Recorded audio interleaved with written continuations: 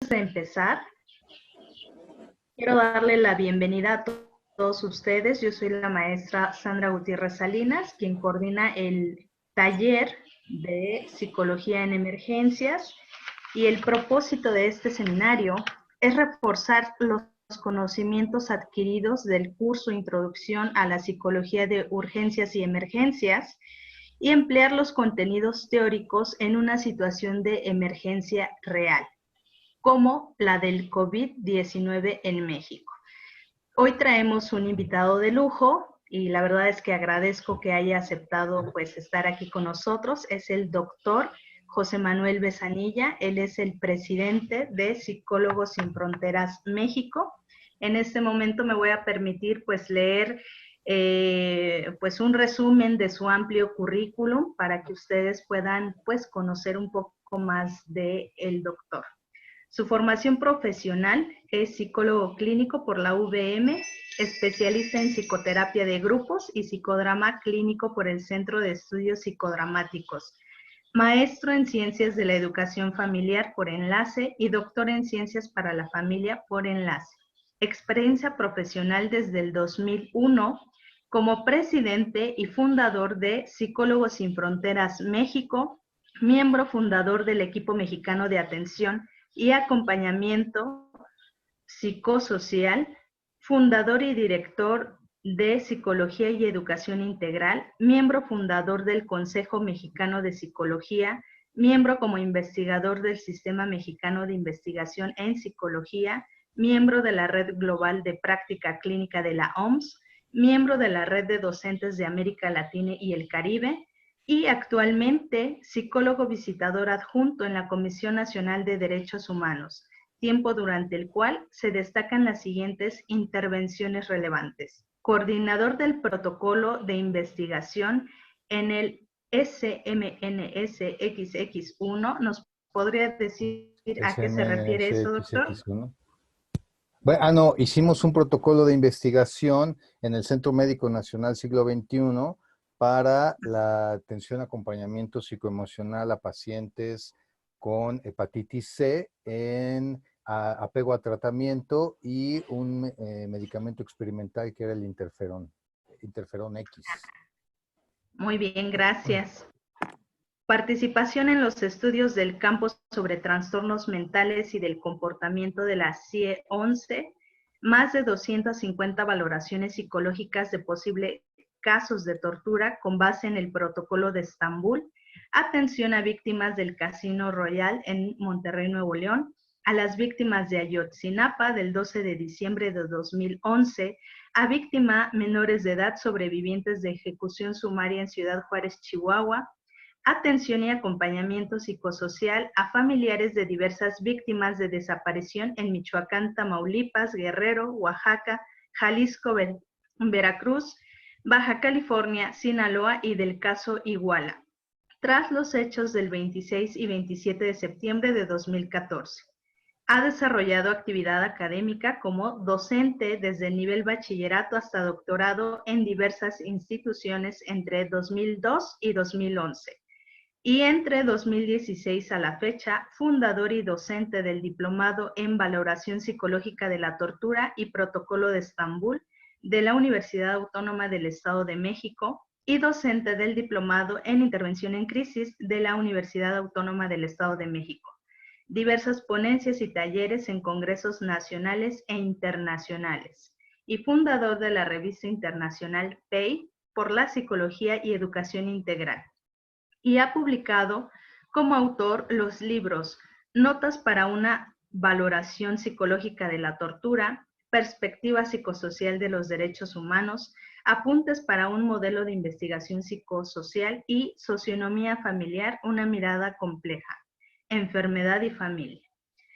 Volumen 1 y volumen 2. Los siguientes capítulos: víctimas invisibles, situación psicosocial y de derechos humanos de menores que enfrentan la reclusión de al menos uno de sus padres en México, primera aproximación. Pues voy a hacer un resumen porque son varios. Sí. Entonces, hay muchos artículos científicos. Yo agradezco infinitamente que nos haya aceptado la invitación de estar aquí. La dinámica para este seminario es que van a haber tres temas de los que se van a abordar. El primero es el tema de la psicología de emergencias, que justamente tiene pues en este momento pues una preocupación y mucha ocupación por parte de nosotros, psicólogos emergencistas. El segundo tema se hablará sobre el primer contacto con las víctimas o pacientes y finalmente cerraremos con la mirada psicosocial ante la violencia y violaciones graves a los derechos humanos. Les pido por favor que cada uno de nosotros vayamos formulando preguntas y sobre la marcha con el doctor José Manuel, pues vayamos haciéndolas, pero es importante que levantemos la mano y también si hay ruido alrededor pues, de donde estamos, les pido por favor que silencien, por favor, y cuando ustedes quieran participar, ahora sí habiliten el sonido. Entonces, pues vamos a comenzar, doctor. La psicología de emergencias, recordemos que es un área de la psicología que va a estudiar la situación que se presenta durante, en el momento y posteriormente de una situación crítica. ¿Cuáles son esos aspectos? Pues psicosociales, emocionales que devienen. Entonces, en ese momento, de manera internacional, estamos atravesando esta emergencia y vamos a platicar de las particularidades, de México.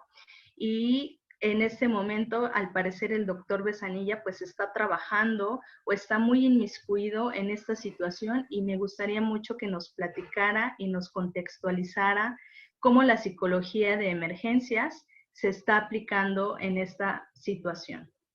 Claro que sí, muchas gracias, Sandra. Muy buenas tardes a todos. A las caras conocidas les mando un abrazo con mucho cariño.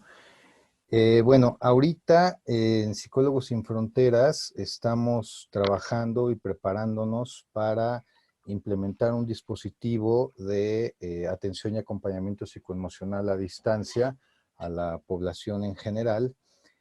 Venimos trabajando hace 15 días con el diseño de este dispositivo porque a partir de darle seguimiento en los medios de comunicación de lo que estaba ocurriendo en China, luego lo que empezó a ocurrir en Italia, en España, nos dimos cuenta, y bueno, a partir de la formación también en psicología, nos damos cuenta de los efectos psicológicos que va a tener el encierro prolongado, ¿no? La acumulación de estrés, los altos niveles de incertidumbre, la pérdida de la cotidianeidad, la sensación de pérdida de control, el confinamiento domiciliario con varias personas, la ruptura de la cotidianeidad, ¿no?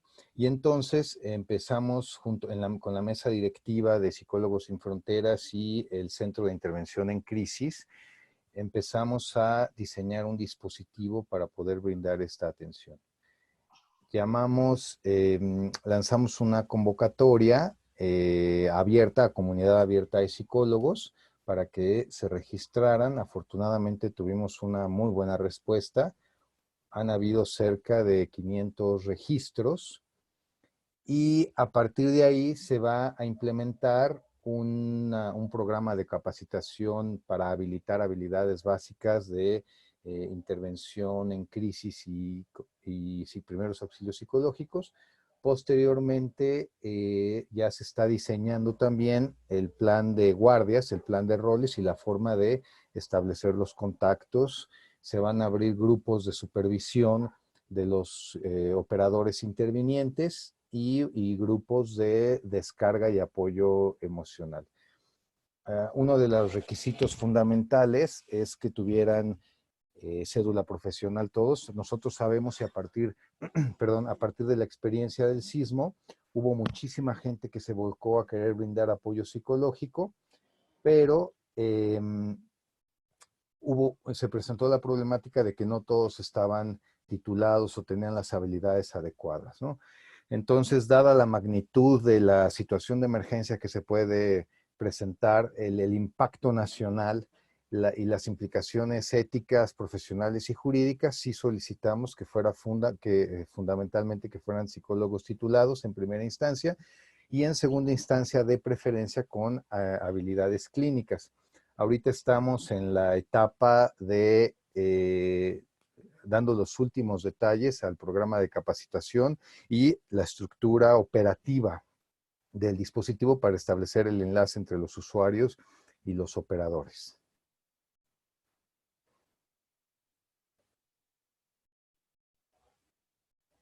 ¿Algo que quieran preguntar o comentar?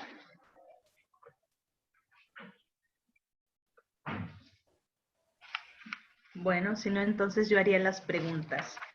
De acuerdo con la psicología de emergencias, tenemos una gestión del riesgo. Hay un apartado donde ahí se plantean cuáles son las amenazas, cuáles son la población vulnerable, los riesgos. Y bueno, en este caso la amenaza pues es este virus, ¿no? Que en los conocimientos que tenemos sabemos que hay de dos tipos, uno que puede ser de manera natural u otras provocadas por el hombre. En cuanto a lo vulnerable, pues aquí implica la población. En este caso, doctor Besanilla, ¿cuál es la población vulnerable para tanto que se pueda infectar del virus y también cuáles serían vulnerables para padecer secuelas psicosociales? Mira, yo quiero retomar lo que comenta Sandra, porque ahorita estamos enfrentando por lo menos 3 amenazas. Efectivamente, la amenaza epidemiológica del virus, la amenaza de crisis económica que se articuló desafortunadamente con la recesión que ya estaba presentándose en México, y esta desaceleración total genera un impacto muy fuerte en la situación económica, y la amenaza del incremento de la inseguridad social, porque a partir de la crisis económica que se va a generar y los despidos masivos que ya se están dando, pues por obvias razones se va a incrementar la inseguridad, la delincuencia en distintos niveles, ¿no? Esas serían las amenazas que nos enfrentamos.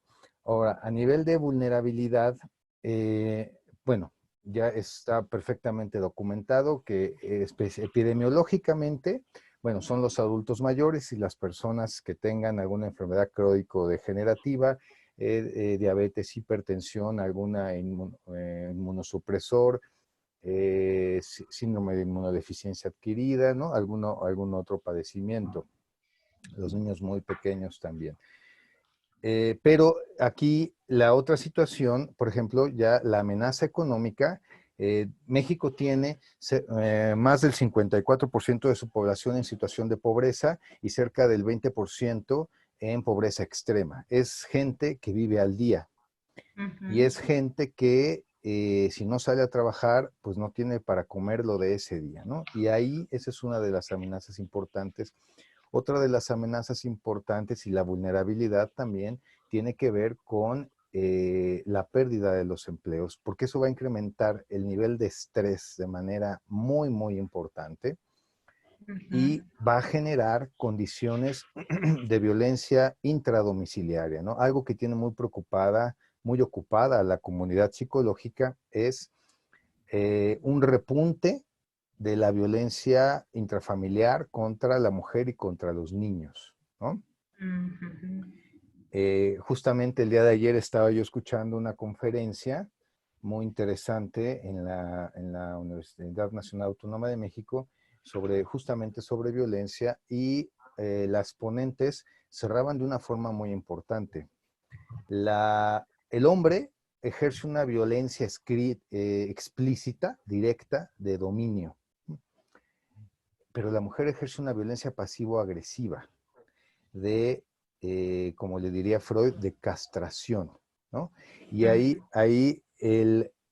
y eso genera dinámicas, ¿no? Genera dinámicas que van generando escaladas, donde si no hay mecanismos uno, de descarga del estrés, y dos, de administración del estrés, van a haber puntos de quiebre muy fuertes. Entonces tenemos que estar muy conscientes de que se va a generar esta situación.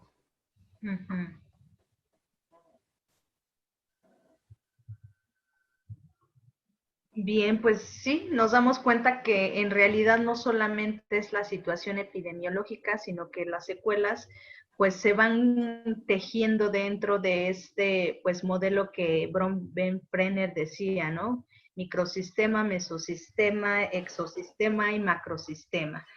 En cuanto a la resiliencia, doctor, ¿cómo se estaría trabajando o cómo pudiéramos prevenir justamente que estos estresores impacten de manera, pues, psicopatológica a las personas? ¿Cómo pudiéramos hacer algunas intervenciones de prevención? Mira, algo muy importante es considerar las habilidades, digamos, innatas de la sociedad mexicana, ¿no? Tú eres muy jovencita, yo soy un poco mayor que tú, y yo en mis 44 años he vivido en crisis desde que nací y hemos sobrevivido como hemos podido, ¿no? Y, Ujú.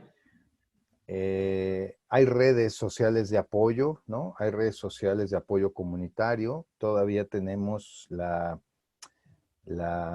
economía de la ayuda, ¿no? En muchas de las comunidades. Aquí la cuestión es que la situación epidemiológica genera el aislamiento.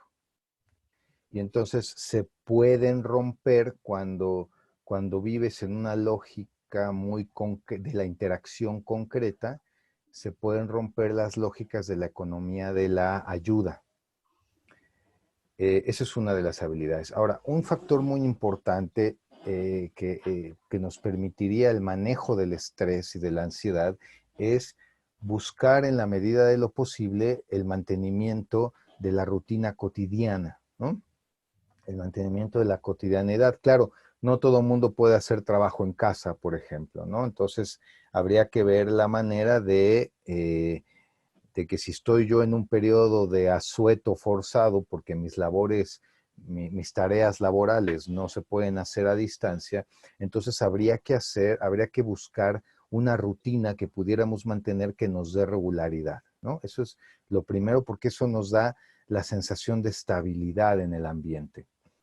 Lo siguiente es poder eh, filtrar la información. Eso es un poquito más difícil y ahora con los dispositivos móviles y con la conectividad de Internet, el filtrado de la información es muy, muy importante y la no sobresaturación de la información. Por ejemplo, en mi caso, pues tengo que estar completamente contextualizado, uno por mi tarea como psicólogo de intervención en esta emergencia y otro por el dispositivo que estamos implementando y coordinando.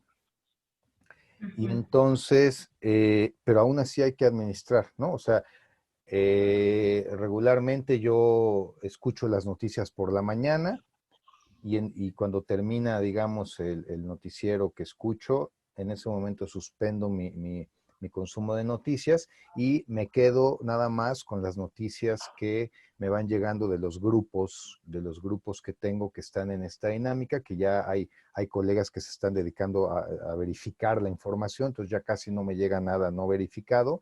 Mm. No veo noticias que me manden de manera directa, ni videos, nada, ¿no? Ujú. Y por el otro lado, simplemente también presto atención a la conferencia de la noche y a veces si estoy en alguna reunión, alguna plática, hay colegas que me envían el resumen de la conferencia nocturna, ¿no? Y nada más porque también hay que poner límite al manejo de la información, ¿no?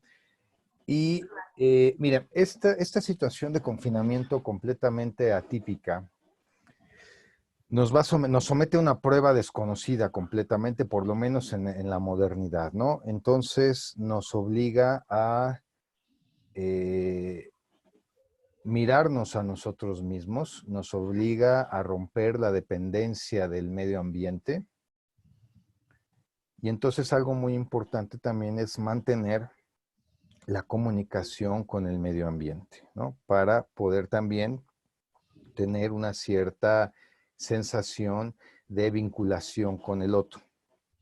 Aquí la cuestión es eh, ver, ¿no? O tener claridad en si la mayoría de las personas pueden tener la sensación de vínculo a través del dispositivo.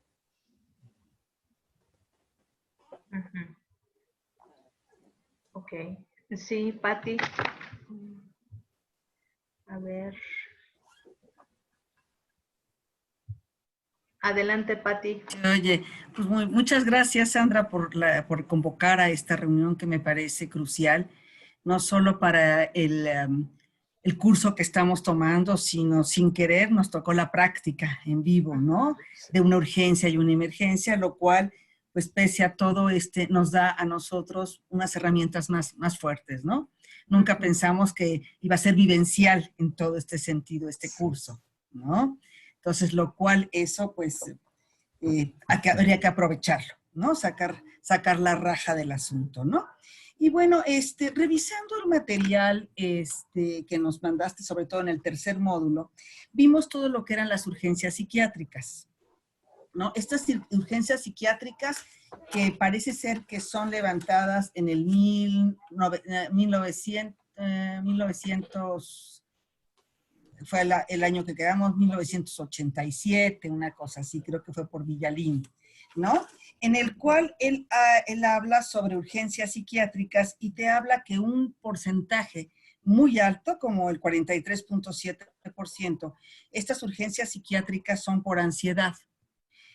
Después, brutalmente lo reduce al 21.9% con las relaciones a sustancias, ¿no? Alguna adicción.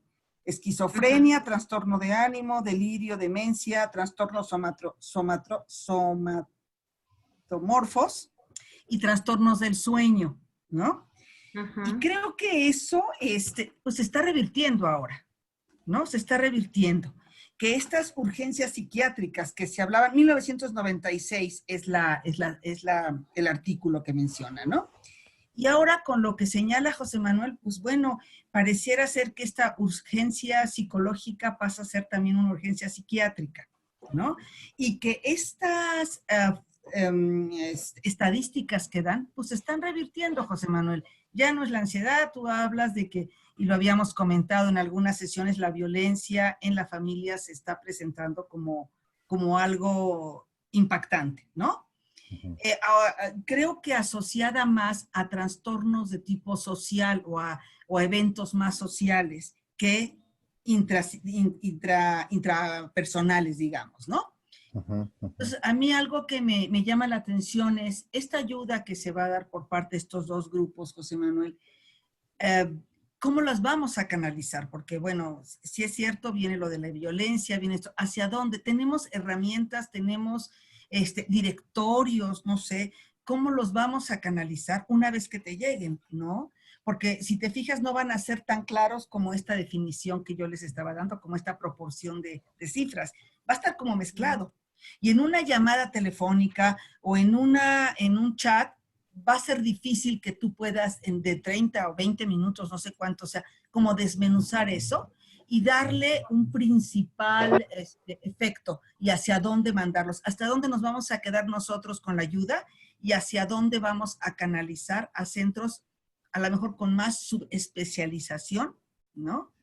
Que ya no quede solamente en nosotros, ¿no? Mi pregunta es, ¿hasta dónde vamos a llegar con esta ayuda?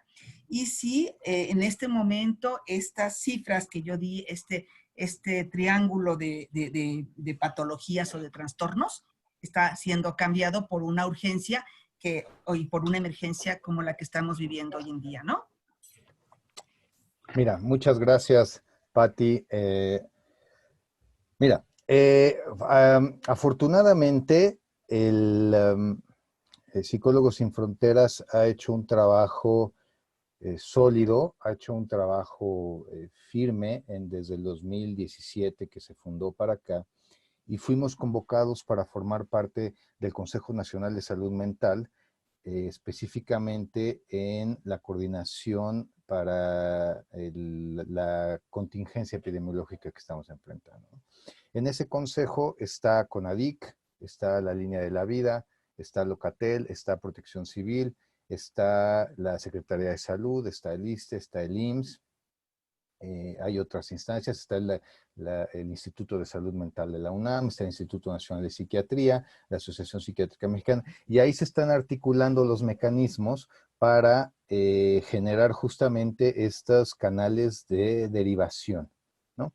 Entonces, de ahí algo que estamos procurando y que vamos a procurar, que es muy importante en la capacitación que vamos a dar, es tratar de que los operadores de primera línea puedan detectar los focos rojos de riesgo para poder ver, uno, determinar si se tiene que dar un nivel de seguimiento, como establece el protocolo, ¿no? Y dos, ver si hay algún factor de riesgo o algún foco rojo que pudiera ser un indicador de una atención más especializada o en otro nivel. A mí no estoy ahorita actualizado de cómo está la encuesta nacional de salud mental, pero sí, el año pasado el Instituto Nacional de Psiquiatría, la doctora Marilena Medina Mora, realiza una publicación hablando de que dadas las condiciones de terrible violencia estructural que enfrentamos en México desde por lo menos el año 2006, un poquito antes, la profunda depresión económica que hemos estado viviendo, se ha deteriorado la salud mental general en México, ¿no? De manera significativa. Obviamente, con el conducente consumo de alcohol, consumo de sustancias, ¿no? Ya se estaba documentando desde el año 98, 99, se estaba documentando el incremento en el consumo de sustancias, la reducción en la edad de inicio de consumo, y eso ha venido avanzando progresivamente. Las mujeres fuman más, las mujeres beben más. La droga de inicio en México ya no es la marihuana, ya es la cocaína o las metanfetaminas, ¿no? Está perfectamente documentado en las encuestas nacionales de adicciones. Y esto se enlaza con el último tema que proponía Sandra de la perspectiva psicosocial, porque efectivamente, si bien la construcción del orden institucional mexicano es violento y está diseñado para oprimir al ciudadano, en esta época y en los últimos 18 años sí vivimos una violencia explícita y vivimos una violencia institucional mucho más exacerbada. Y eso nos ha obligado a ver cuestiones de violencia social, ¿no? O sea, ha permeado en las interacciones cotidianas la violencia y entonces nos hemos vuelto más violentos en nuestra cotidianeidad. Y por ende, el incremento constante que han tenido los feminicidios, por ende la violencia intrafamiliar, ¿no? Entonces, seguramente estas condiciones de estrés que nos estamos enfrentando ahora y que ya nos advirtieron que no va a ser corto, ¿no? Por la estrategia epidemiológica que se tomó en el país, van a ser por lo menos 12 semanas. Esos estresores, pues sí, es muy probable que generen el incremento de la violencia intrafamiliar, ¿no?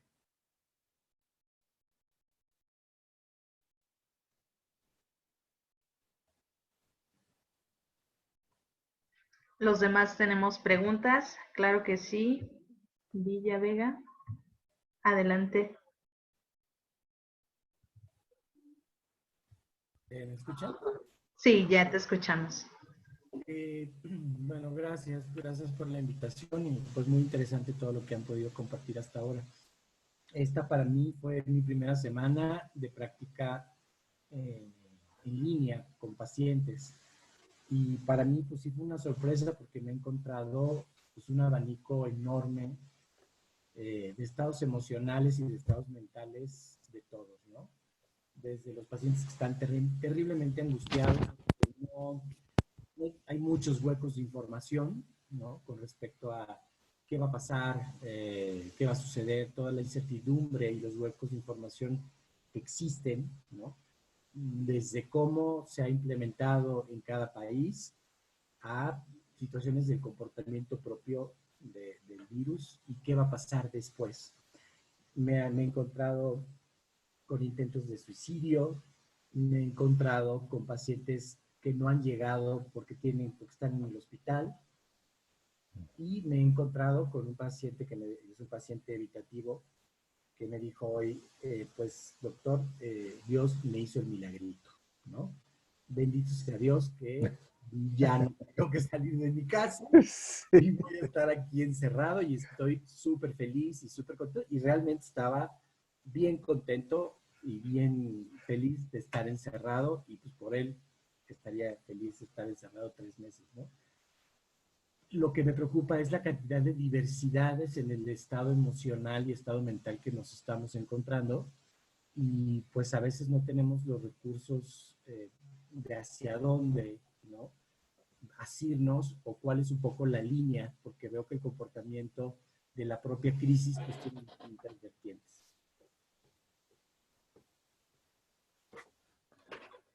Ajá, mira, justamente estaba yo preparándome para esta emergencia, revisando algunos materiales para desempolvar los conocimientos teóricos y la perspectiva general, y hablaban unos colegas españoles de la Cruz Roja Española, hablaban de que cuando fue la crisis de la peste negra o las distintas crisis de cólera, ¿no?, las distintas epidemias de cólera, de peste, pues no había psicólogos y la humanidad salió adelante, ¿no?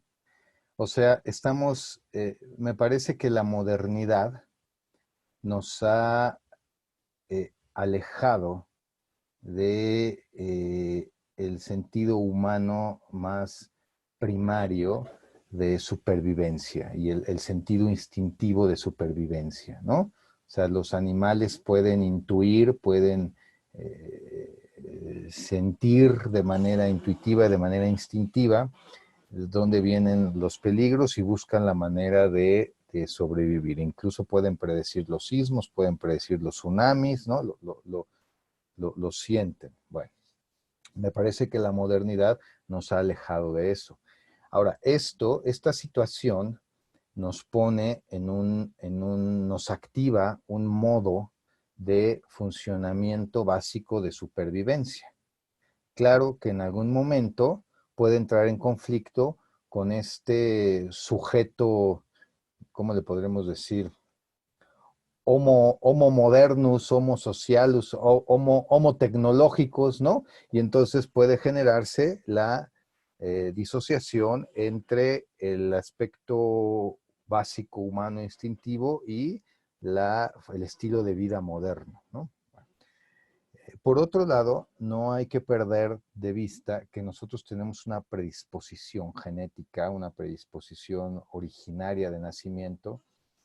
Hemos ido construyendo una personalidad a partir del proceso de crianza, y eso nos da una particularidad de formas de responder a las crisis.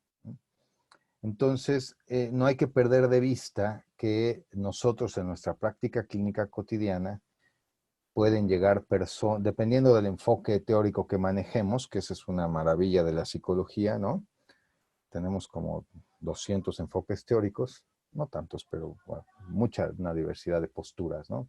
Tantas como seres humanos. Pueden llegar a nosotros personas con estructuras psicopatógenas, ¿no? O personas que traen preguntas sobre sí mismos y cómo cambiar la vida, ¿no? Seguramente esta condición va a reactivar algunos núcleos psicopatógenos, ¿no? El estrés y la angustia. Yo tenía un maestro en la universidad de psicopatología que era buenísimo, y yo creo que su más grande, tuvo dos enseñanzas fundamentales que por lo menos han sido mi guía en toda mi práctica clínica desde hace 20 años. La primera, ¿dónde está la angustia puesta? ¿No? Y dónde está la angustia puesta te va a decir dónde está el punto de conflicto, y entonces te va a indicar el camino de resolución. Y lo segundo, bueno, que esto ya es mucho más técnico, es el diagnóstico diferencial. ¿Dónde está la angustia puesta? También nos va a permitir escuchar la necesidad, ¿no? Y nos va a permitir, como mencionan los colegas más cognitivo-conductuales, ubicar dónde está el pensamiento irracional, ¿no? Y nos va a permitir ponderar los recursos de afrontamiento y la fortaleza de la personalidad, ¿no? Porque sí, como decía la doctora Bonilla, Patti, pues es posible que tengamos quiebres por el estrés también, ¿no? O sea, una estructura psicótica, como diría Otto Kemper, una estructura psicótica de alto nivel, con un cierto nivel de estrés podría mejorar su funcionamiento, pero una estructura límite. Pero una estructura límite de bajo nivel o una estructura psicótica funcional pueden quebrarse, ¿no? A nivel estructural de la personalidad.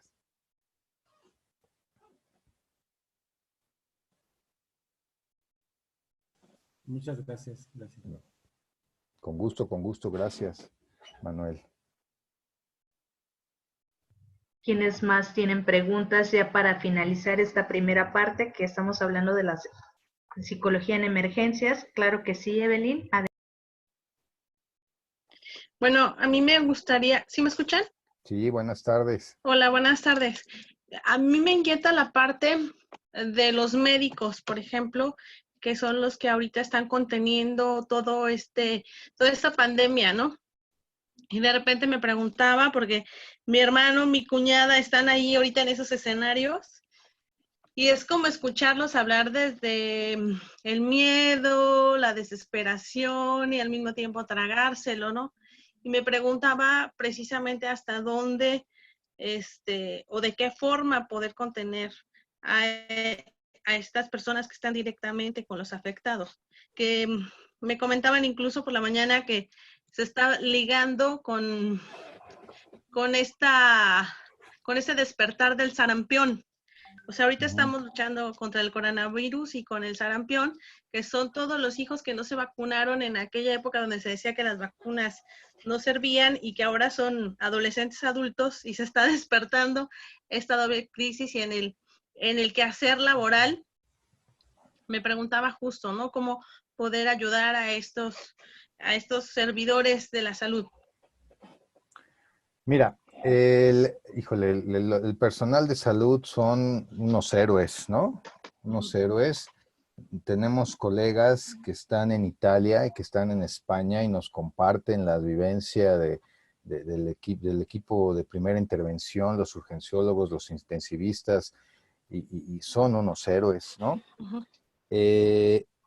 Aquí algo muy importante sería si se puede, implementar los principios de autocuidado. Lo que pasa es que, por ejemplo, en España, pues ya se contagió la cuarta parte del personal de salud.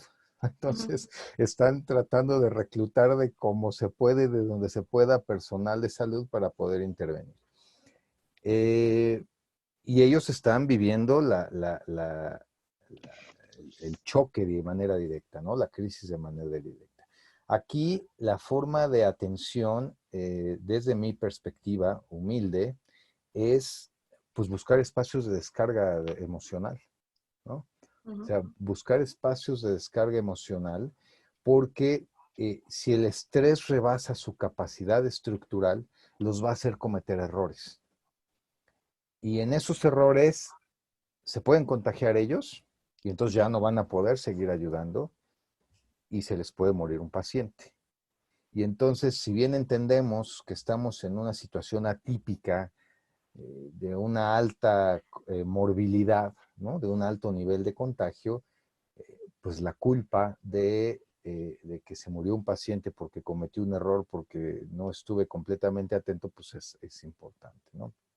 Entonces, a mí me parece que generar espacios de descarga, o sea, que ahí no puedes dar terapia de nada, porque además están ahí metidos Ujú. 12, 18 o 24 horas, Sí. duermen 3 o 4 ¿no? Aquí en México todavía no explota la crisis, pero ya lo están visualizando y tan ya lo están visualizando porque están reclutando médicos y profesionales de salud al por mayor, ¿no?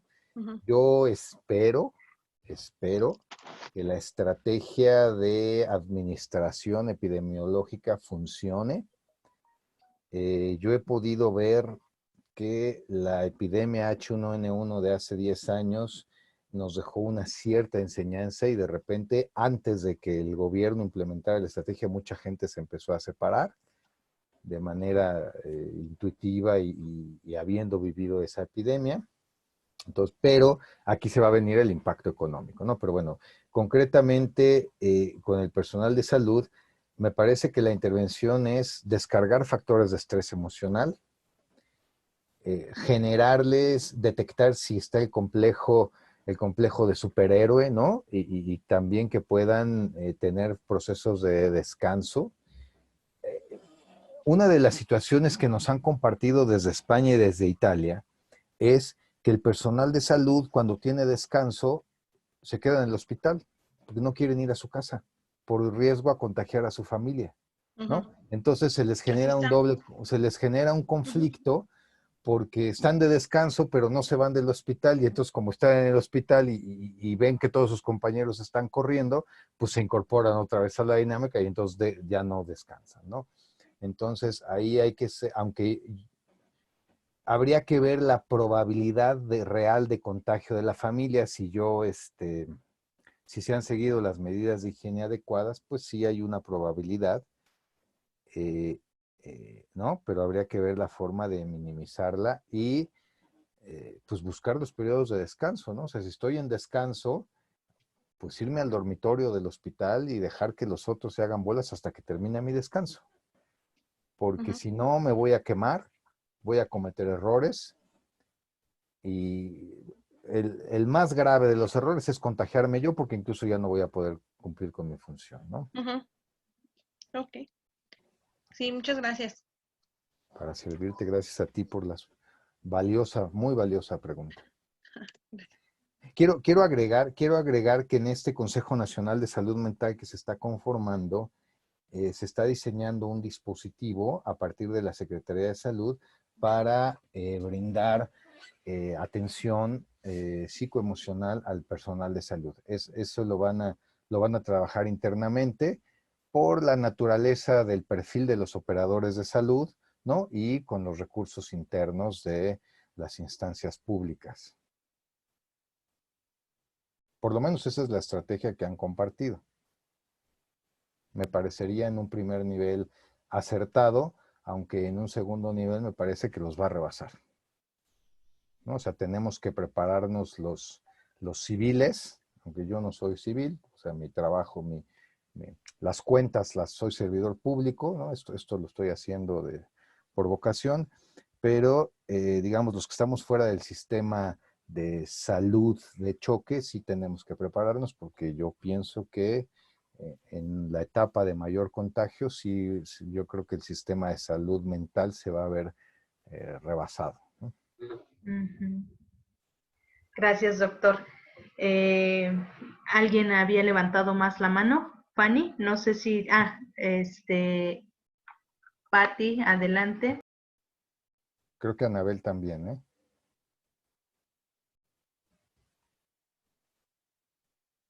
No sé si Fanny quiere empezar primero. A mí me tocó mi turno, yo puedo esperar, ¿eh? No hay problema. No sé si Fanny quiera entrar, ¿no?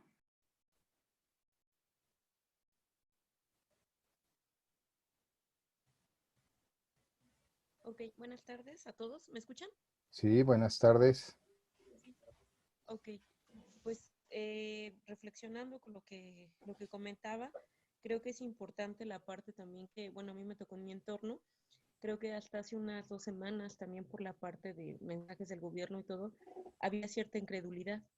Y bueno, yo hablo del contexto laboral donde estaba y lo que acerté a hacer es pues como buscar opciones o alternativas que ayudaran en un contexto general, por ejemplo, limpieza, cuestiones generales, porque creo que aún todavía hay una parte de la población que aunque estamos en cuarentena, otros tantos, la parte del comercio, de la economía, pues siguen esta parte de no creer, de no cuidarse.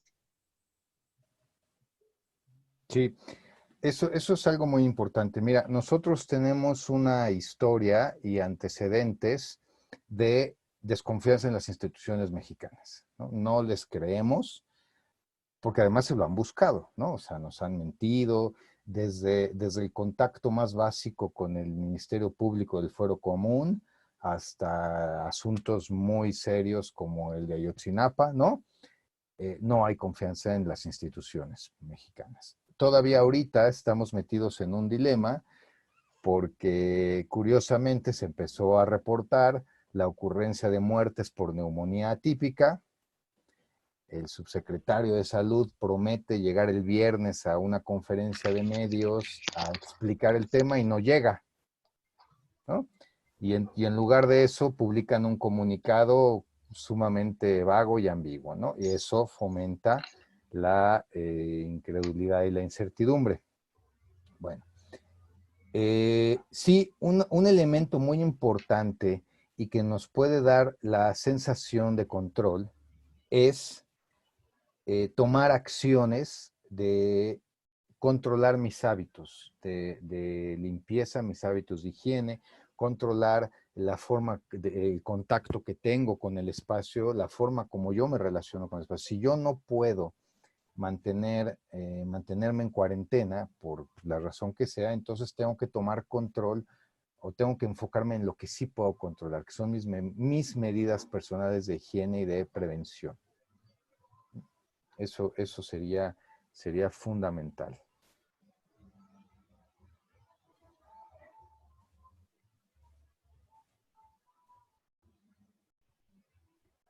Anabel tiene la mano levantada. ¿Puedo hablar? Sí, puedes, sí, habla. Con todo Ok, gusto, Anabel, mucho gusto. ok, Pero es que creo que Sandra tiene su micrófono apagado. ok, perfecto. Eh, de acuerdo a los movimientos que ha habido, como las feministas radicales, eh, los que luchan contra el aborto, los movimientos lésbico-gay, todos esos movimientos traen ciertos pensamientos, ciertas ideologías. Eh, ¿De qué manera podemos nosotros como psicólogos poder unificar, sensibilizar, concientizar? Porque efectivamente los niveles de agresión en estos movimientos son muy altos. Esa gente está encerrada en sus casas.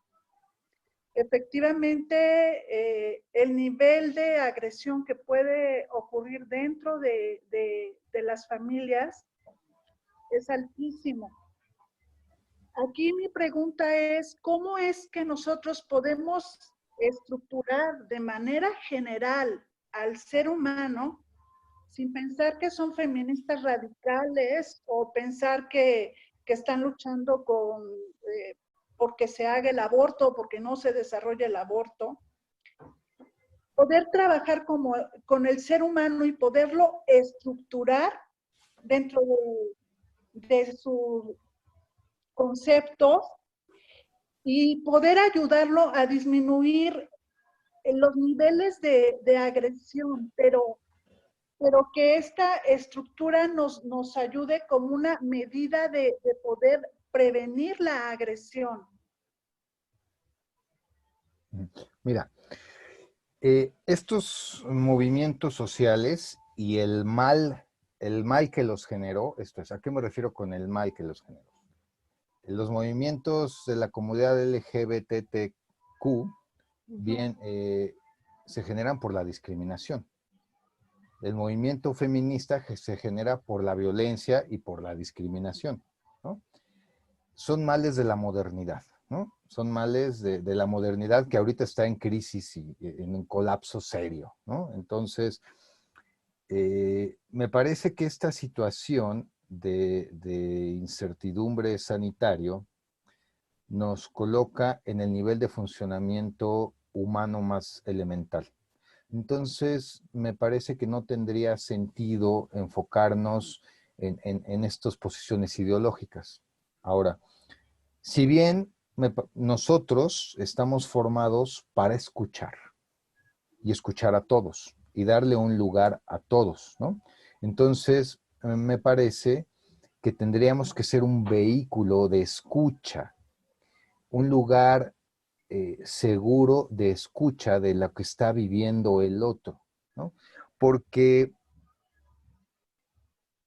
yo no vería qué lugar tendría el feminismo radical cuando tengo a mi padre o a mi hermano, ¿no? Enfermo en terapia intensiva, ¿no? Ya sea enfermo de sarampión, efectivamente, o enfermo de COVID-19, ¿no? Ahí la ideología no tiene sentido porque no se vincula con lo humano elemental, ¿no?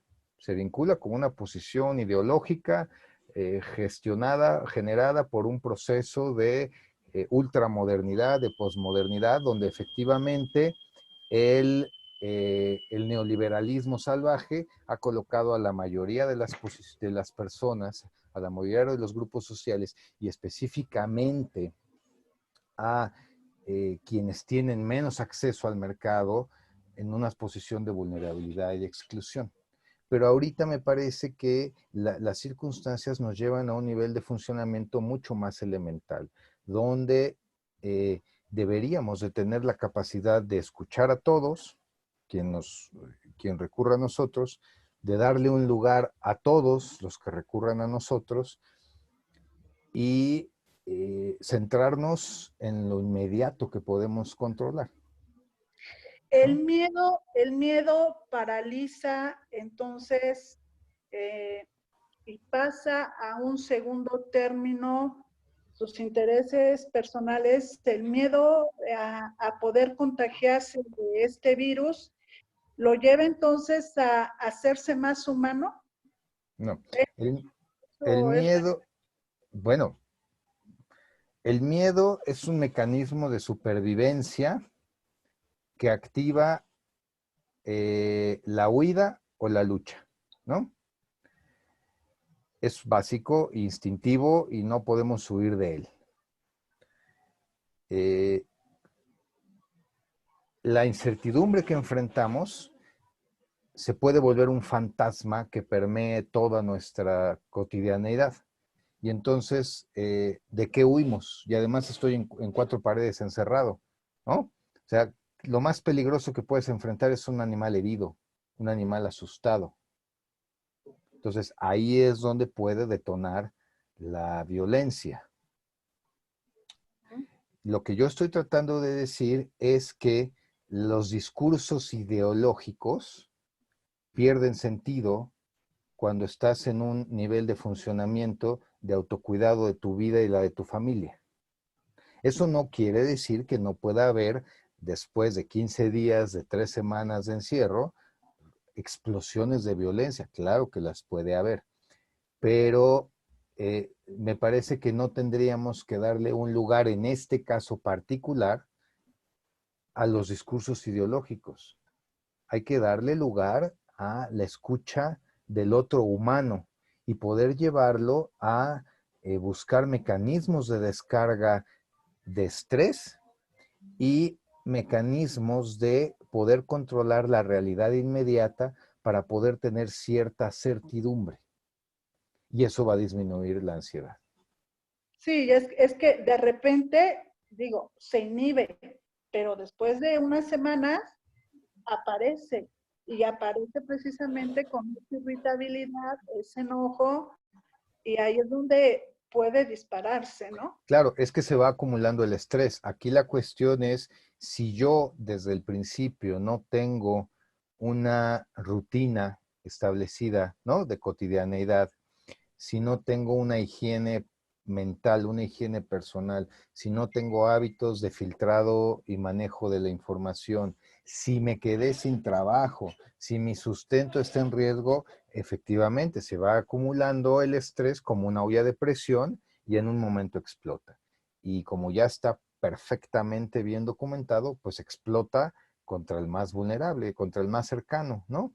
Aunque si yo fuera un violentador, puedo querer y adorar a mi esposa, y justamente como ella está muy cercana y seguramente estará tan frustrada y tan preocupada como yo, pues nos vamos a estar dando de aguijonazos mutuamente, ¿no? Y eso va a rebotar también contra los niños, ¿no? Claro. Gracias, Anabel y doctor. Pati, te escuchamos. ¿Ya? ¿Me escuchan? ¿Ya? ¿Sí? Sí, Anabel, mira, ante esta duda que tú le haces saber al doctor y al grupo, yo te quiero comentar nada más una experiencia que viví ahora que estuve en la marcha del movimiento de mujeres, ¿no? De ese domingo. Y fíjate que yo cuando me acerqué a unirme a esta marcha, yo tenía cierto miedo también, porque había grupos políticos, porque había grupos, diferentes partidos, ¿no? Había varios grupos que salían antes, desde las mujeres que habían perdido algún hijo, algún familiar, la prensa, grupos políticos, ¿no? Pero fue tan significativo y tan reparador para mí estar en esa marcha, en la cual me di cuenta que no había, no estaba contra el gobierno, era contra esta situación de miedo, de ansiedad, de violencia, ¿no? De impunidad que está pasando. Pero fue muy enriquecedor en el sentido de que había grupos de todos, había LGTB, y había grandes, chaparros, ricos, pobres. O sea, fue algo muy rico en la cual nos unimos por un movimiento en el cual queríamos vencer la impunidad, queríamos hacer impacto, ¿no? Entonces, esta experiencia que yo te cuento, que les cuento, Anabel, fue muy enriquecedora porque no estábamos definidos en heterosexuales, en bisexual, no, o sea, ahí como que todo se unió hacia un frente común que era la impunidad, que era, estamos cansados de la violencia. No hubo burlas para hombres tampoco, no hubo grupos feministas que violentaran una situación así, ¿no? Yo estuve 4 o 5 horas en la marcha y realmente me pareció esas marchas en las cuales vamos por algo, por una injusticia social, por una cosa general que estamos viviendo. Y el momento de la pandemia creo que es una manifestación clara de esto, ¿no? Como que olvidemos un poquito esto, ahorita tenemos que vencer a un enemigo que se llama tal y vamos por ahí, ¿no? O sea, yo creo que este es el momento. Quizá después las secuelas tendremos que hablarlas en otro momento y dirigidas hacia algo, pero en esto creo que estamos haciendo un frente común, pues, individuos, sujetos, grupos sociales, ¿no? Era lo que quería comentarles. Gracias, Pati. ¿Alguien más desea hacer una pregunta o cerramos con esta primera parte?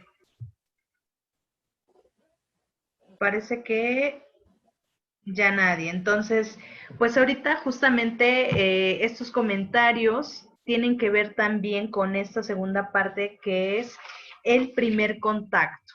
Me parece también importante recalcar, y como lo decía Villavega, que en ese momento pues se está dedicando a la atención a distancia por esta situación de emergencia. Entonces, ¿cómo pudiéramos nosotros como psicólogos emergencistas pues dar esta atención que de alguna manera cambie un poco el protocolo, si es cara a cara en vivo o a distancia?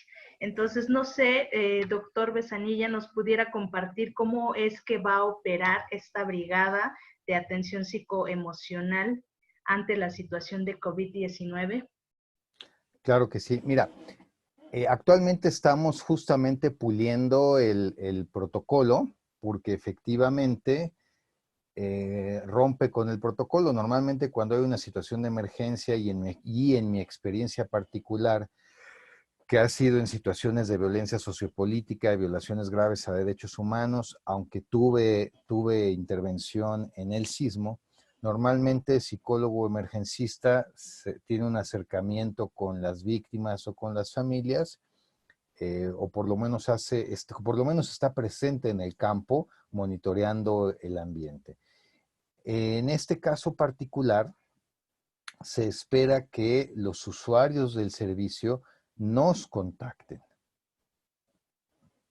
Y entonces ahí tenemos que tener un dispositivo muy claro para poder establecer un vínculo de apoyo inmediato, que muy probablemente va a ser breve y que pueda proporcionarle en una sola intervención o máximo 2 o 3, digo, si se requieren más, establecer el mecanismo, pero muy pocas intervenciones, activar los mecanismos de funcionamiento de la persona. Entonces, bueno, lo primero que se tiene que hacer es identificarse y que el usuario sepa con quién está hablando, ¿no? Lo siguiente es detectar con mucha claridad cuál es la necesidad de la persona, si necesita información, si está viviendo una situación de riesgo, si es una situación de descarga emocional, ¿no? Hay que detectar y entonces a partir de ahí ya poder establecer el proceso de diálogo. Se le da la información que requiere y eso lo tranquiliza o si está en una situación de riesgo, poder establecer un dispositivo de atención para poder disminuir el riesgo, ¿no? O si está en una situación de crisis psicoafectiva, bueno, establecer ya todos los principios de la intervención, ya sea de primeros auxilios psicológicos o algo un poquito más elaborado de una intervención en crisis, ¿no? Aterrizando siempre a la realidad, examinando el examen del estado mental, viendo valorando los mecanismos de afrontamiento con los que se cuentan, valorando las redes sociales,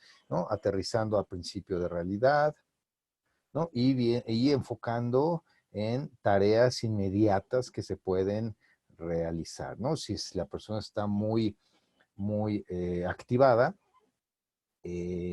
poder hacer algún ejercicio de visualización y de relajación, de respiración. Por eso es súper importante el primer contacto y que se genere un estado de rapport, de empatía, porque como el vínculo es a distancia, ¿cómo? Esa es una pregunta que me ha estado dando vueltas en la cabeza, que es, si yo tengo que hacer una visualización guiada o un ejercicio de relajación,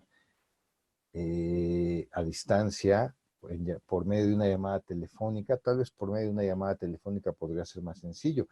En mi experiencia, que ya tengo varios años dando psicoterapia en línea, hay quienes se resisten a cerrar los ojos y no mirar al otro, por ejemplo, ¿no? Entonces ahí la opción pudiera ser apagar el video, las dos partes y quedarse solo con el audio, por ejemplo, ¿no? Entonces, ese sería. Y posteriormente, bueno, ya si la persona resuelve su duda, resuelve su demanda o disminuye el nivel de activación emocional, entonces habría que determinar de manera muy rápida si se requiere una sesión de seguimiento o no, o dejar abierta la posibilidad de que vuelva a llamar si lo vuelve a requerir y a partir de ahí registrar los datos de la información, porque algo muy importante es en el futuro poder capitalizar la experiencia y el aprendizaje de lo que estamos haciendo para que nuestra respuesta sea mejor y sea más rápida, ¿no? Entonces el operador psicológico tendrá que capturar en un pequeño cuestionario que estamos terminando de realizar también los datos de la intervención que realizó para poder tener un registro y analizar esos datos y aprender de lo que nos encontramos, ¿no? Como decía Manuel, ¿no?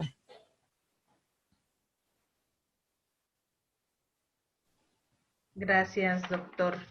En cuanto a estas habilidades del perfil del psicólogo emergencista, pues de alguna manera, ya sea a distancia o cara a cara, pues son las mismas, ¿no? ¿Qué pudiéramos hacer nosotros como psicólogos emergencistas ante estas situaciones también, pues que probablemente nos provoquen no poder ayudar de manera pues presencial?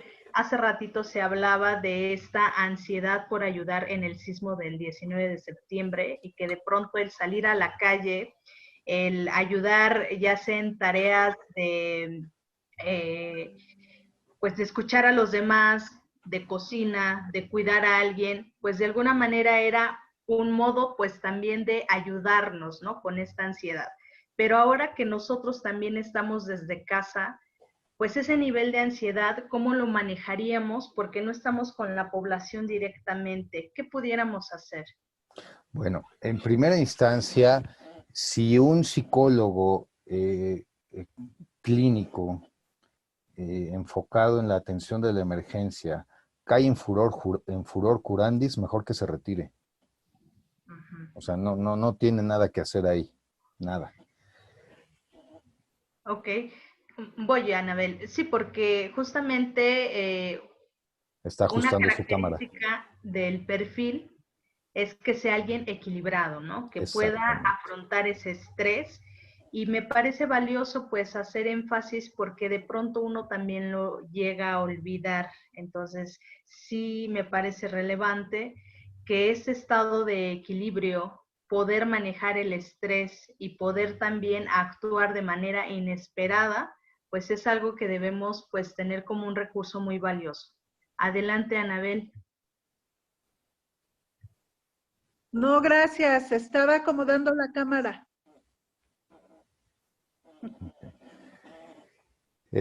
Bueno, mira, sí, efectivamente tenemos que ser muy cuidadosos y eh, el equilibrio que tiene que tener el psicólogo que interviene en situaciones de emergencia es fundamental.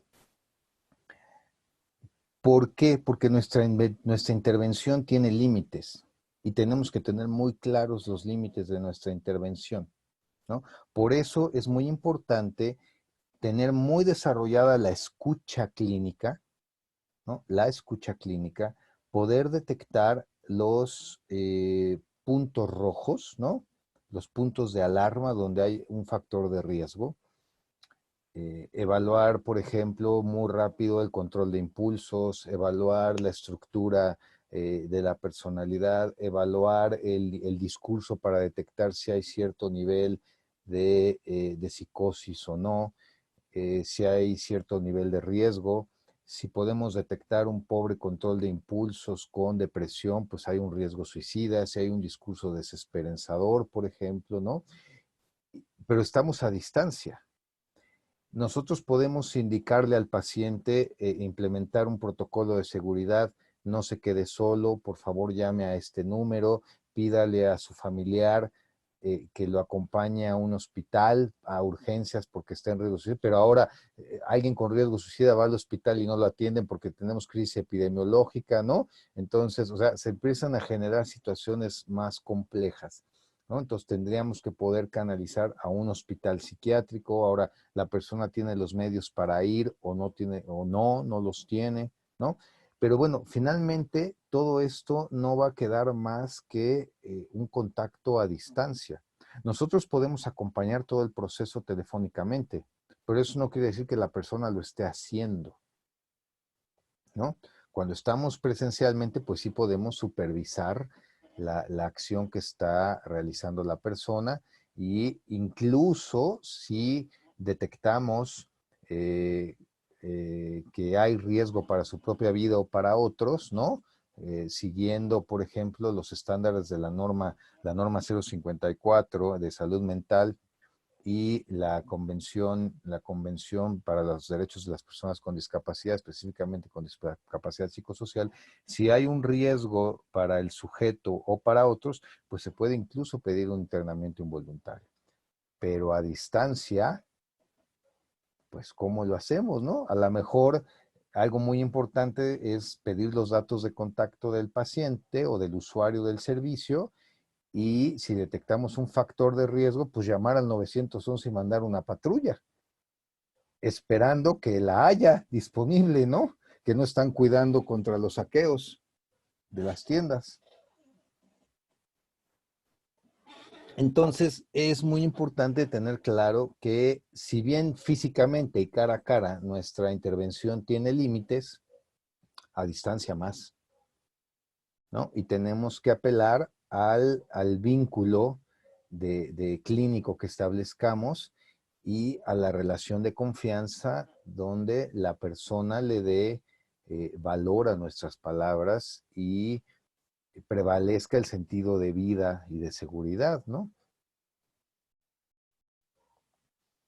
pero no podemos hacer nada más. Y tampoco está en nuestras manos hacer nada más. Entonces, tenemos que, si tenemos complejo de superhéroe, complejo de Atlas, ¿no? Y caemos en furor, en furor curandis, mejor es no intervenir en estos casos porque vamos a generar más daño, ¿no? O sea, hay dos principios éticos fundamentales en este tipo de situaciones. Primero, no hacer daño. Segundo, todo el sufriente es sagrado. ¿Mm? Si partimos del respeto al otro, del contacto con la humanidad del otro, nos guiarán estos dos principios, ¿no? Entonces también tengo yo que valorar y hacer un ejercicio de conciencia, apelar a mi trabajo personal durante mi formación. Yo quiero pensar que todos pasamos por un proceso terapéutico, ¿no? Para poder dedicarnos a esto. Y si no tengo la formación y la interesa para hacerlo, pues mejor me voy a mi casa o ayudo o me sumo, aunque sea psicólogo, me sumo a uno de los movimientos que están apoyando a los adultos mayores, llevándoles las compras a su casa o otra cosa, pero intervención psicoemocional no, porque voy a hacer más daño.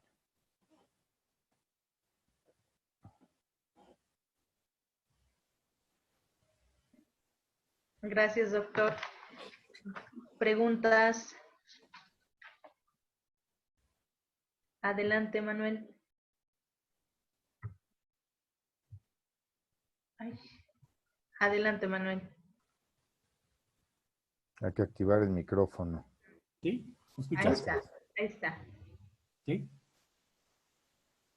¿Qué tanto, tú qué opinas acerca de las nuevas técnicas, por ejemplo, de mindfulness para utilizar en este tipo de contingencias? O sea, no sé si... Mira, el mindfulness, no me he metido a estudiarlo a fondo. Las técnicas posmodernas no son muy mis amigas. Yo apelo un poco más al contacto profundo del existencialismo europeo y al proceso de introspección profunda. Pero lo que yo he podido leer del mindfulness, pues se fundamenta en los principios del Zen, ¿no? O sea, aquí y ahora, ¿no? Mi concentración total aquí y ahora, ¿no? Entonces, tiene que ver justamente con lo que yo les decía de que cuando una persona está en una situación de estrés o de ansiedad acelerado, hay que remitirlo justo al aquí y ahora y a lo que sí puede controlar. Y cómo tomar acciones inmediatas que le pueden permitir recuperar el control sobre su cotidianeidad. Eso es el mindfulness, ¿no? O sea, básicamente lo es, ¿no?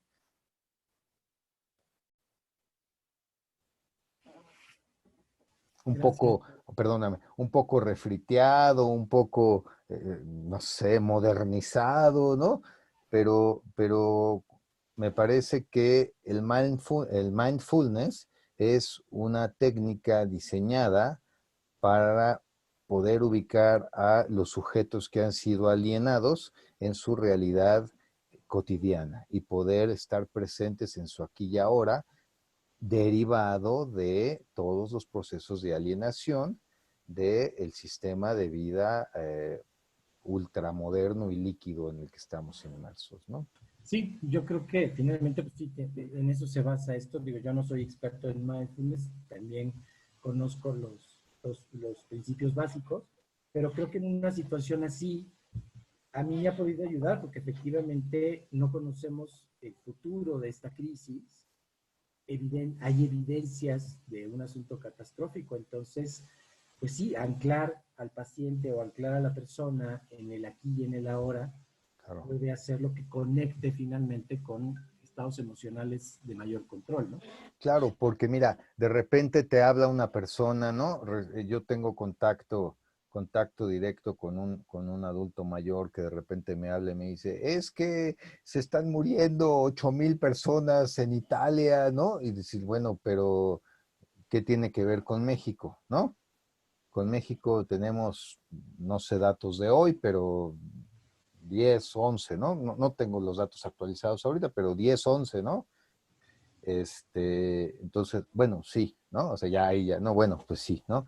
Pero es que entonces se nos va a venir yo soy una persona mayor y se me va a venir una epidemia, tengo un alto riesgo de muerte. Bueno, a ver, sí impacta a los adultos mayores, pero usted está recluido una semana antes que todos, lo decidió como una forma de prevención. Dígame usted qué factor de riesgo tiene. Dice, no, pues no.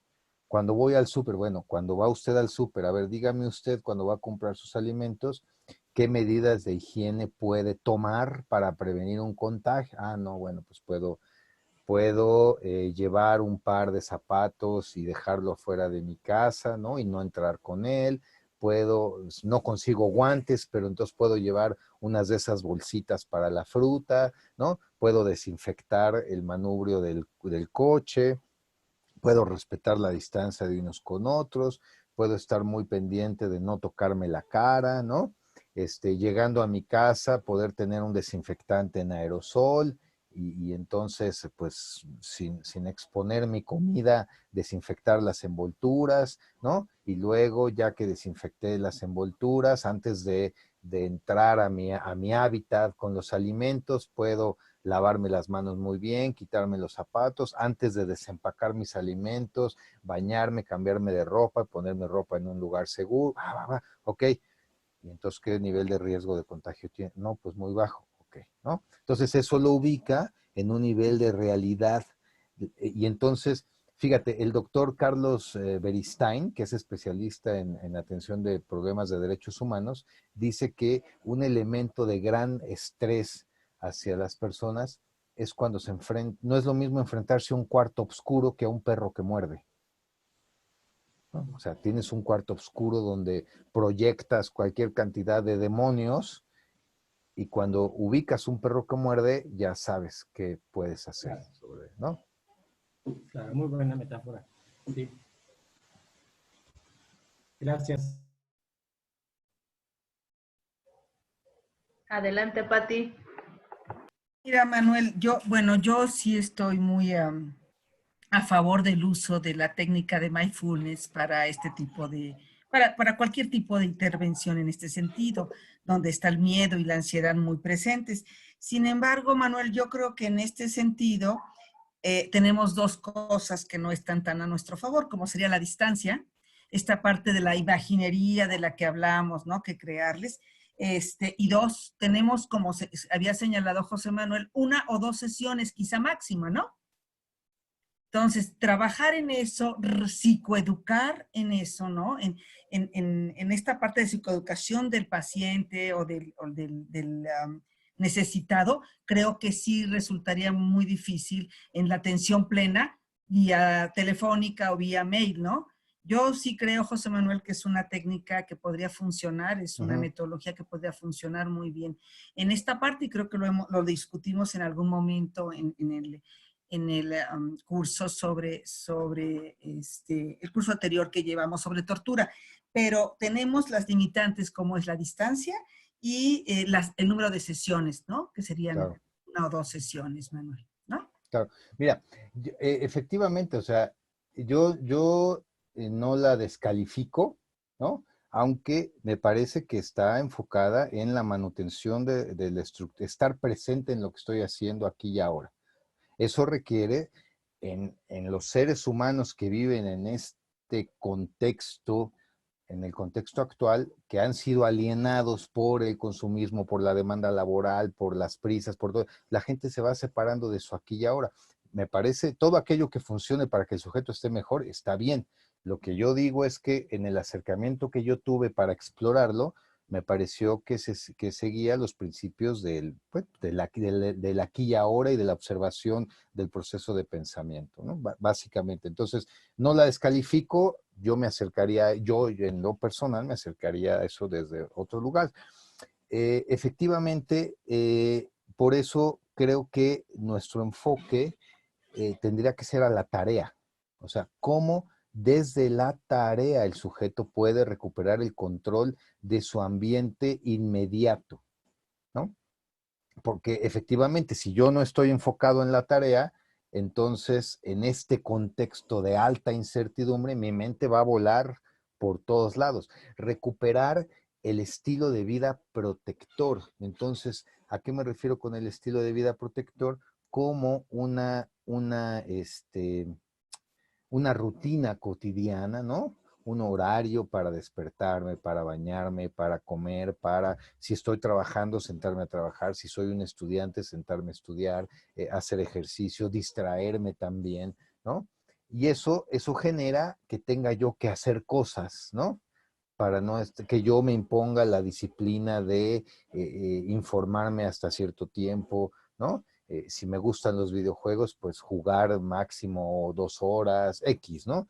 Pero si yo construyo una estructura de estilo de vida saludable, ese me va a proteger contra la angustia, porque si me brinco una tarea, bueno, pues yo sé que tengo que hacer otra, ¿no? Esta parte de las personas que están en tratamiento de adicciones es muy útil, ¿no? Donde si tienen una recaída hoy, mañana pueden recuperar el control, mañana pueden recuperar la sobriedad, ¿no? Siempre está la posibilidad de... Entonces, si en esta estructura de estilo de vida saludable, por alguna razón violento, la misma estructura que yo construí para protegerme de la angustia, bueno, en cualquier momento la puedo recuperar otra vez.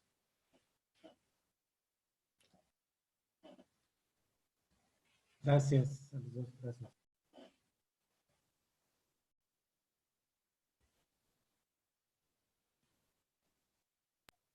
Gracias, gracias. Bueno, pues ya hemos hablado de prácticamente habilidades y también retos que en este momento tenemos como psicólogos ante esta situación de la emergencia.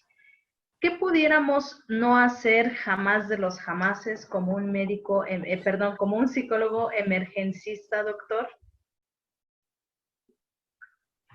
Híjole, asumir que lo sé todo, Ok. ¿no? Creer que sé más que el usuario. Me parece que nosotros tenemos que poner nuestro conocimiento y nuestro entrenamiento al servicio del otro a partir de la escucha, ¿no?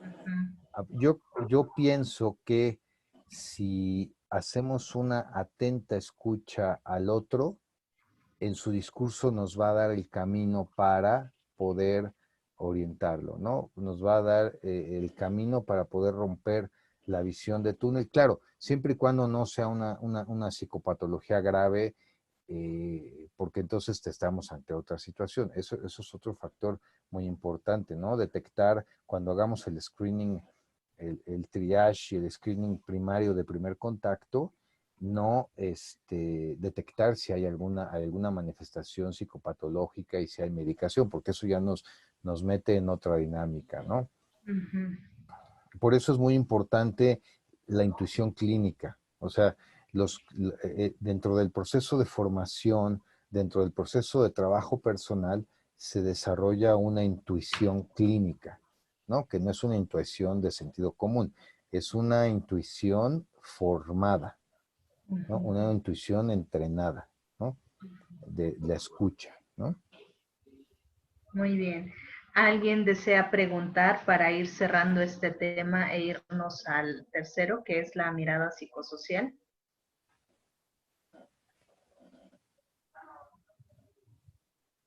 ¿Nadie más?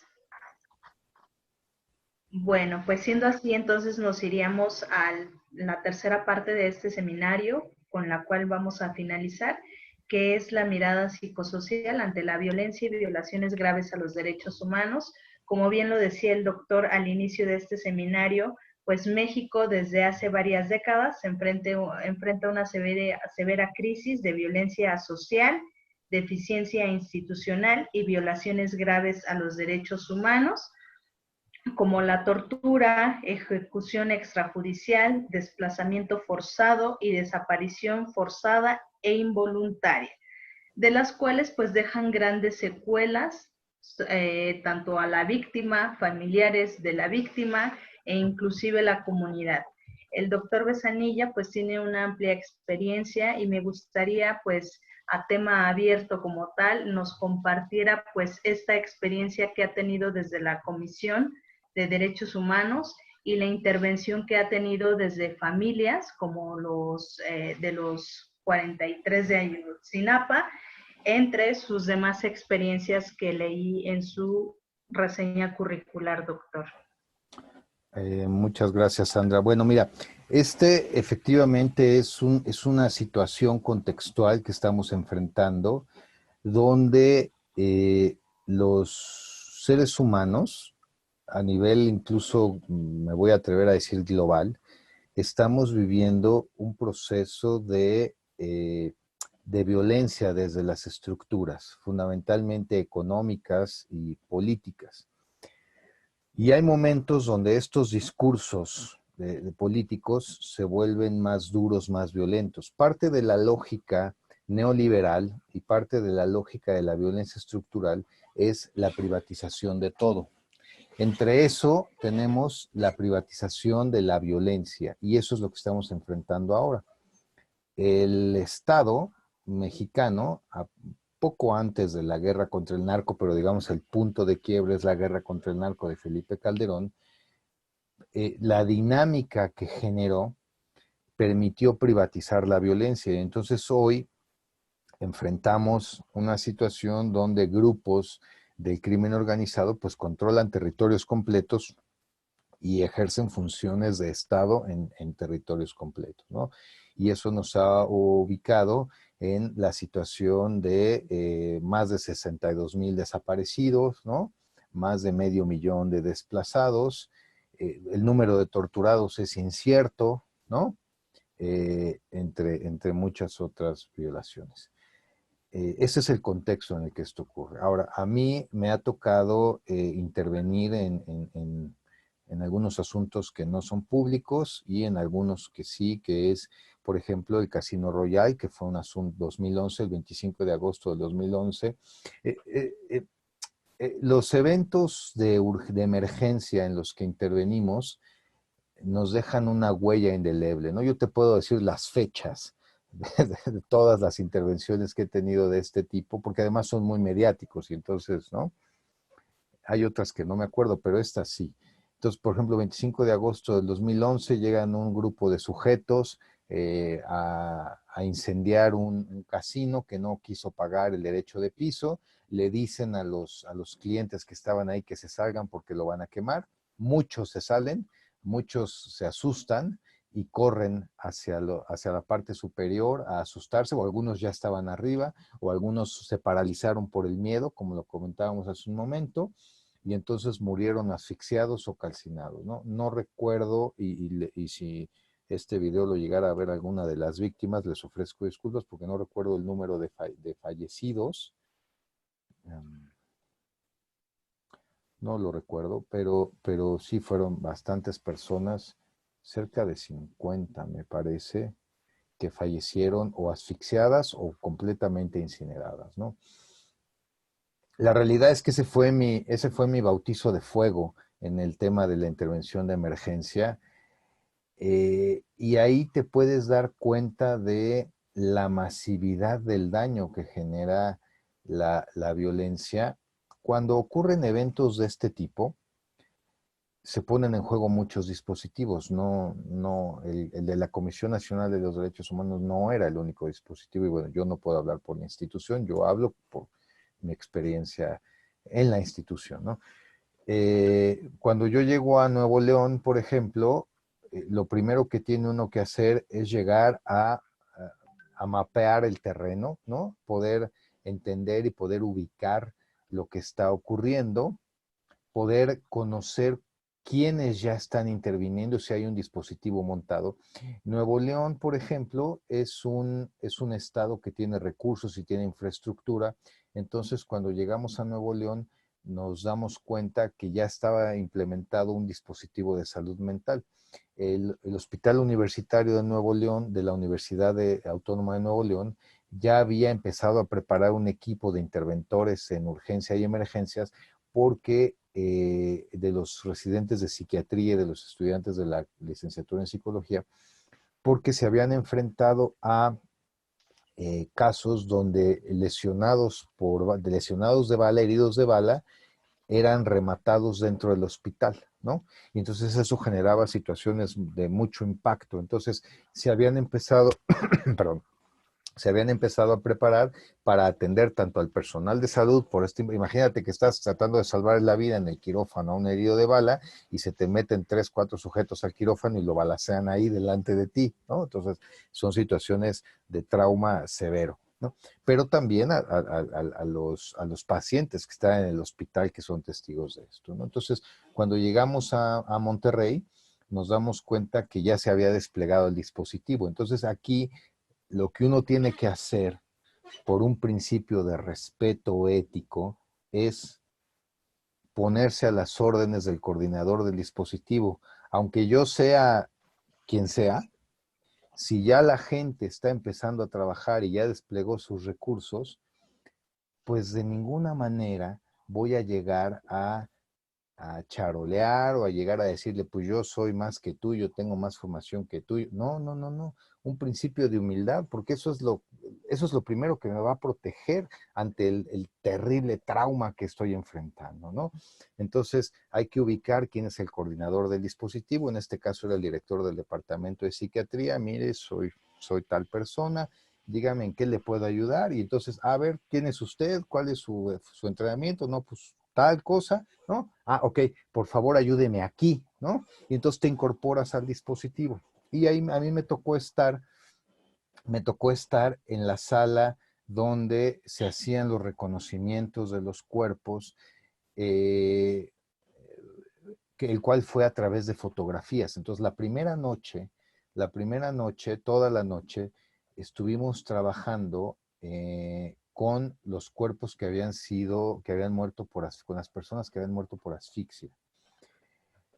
Había un dispositivo, había psicólogos, había residentes de psiquiatría entrenados en intervención en crisis, acompañando a las familias, ¿no? Pasaban por una mesa, miraban las fotografías, veían si su familiar estaba en la mesa y en caso de reconocerlo, pasaban al Ministerio Público a levantar la denuncia, ¿no? Y en todo el momento estaban acompañados, se habilitaron unos pequeños cubículos para poder brindar atención.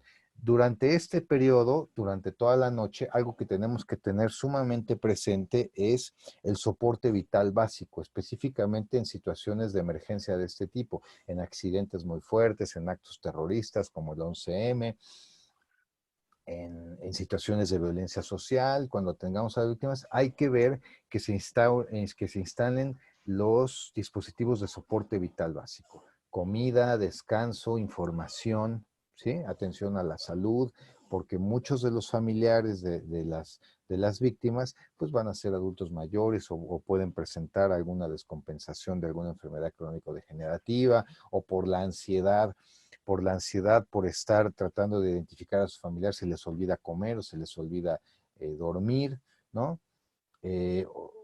Estar muy angustiados. Bueno, al siguiente día, ese día pudimos dormir tal vez 4 horas. En este caso, regresamos ahí al anfiteatro del hospital universitario y ya mientras estuvieron el reconocimiento de los restos humanos, de los cuerpos que eran reconocibles, se instaló el soporte vital básico, ¿no? En el estacionamiento del anfiteatro. Y entonces al día siguiente, aquellos que no pudieron reconocer a sus familiares, se hicieron pruebas de ADN de 6 personas. Se tenía que hacerse, hubo 6 restos que eran irreconocibles, ¿no?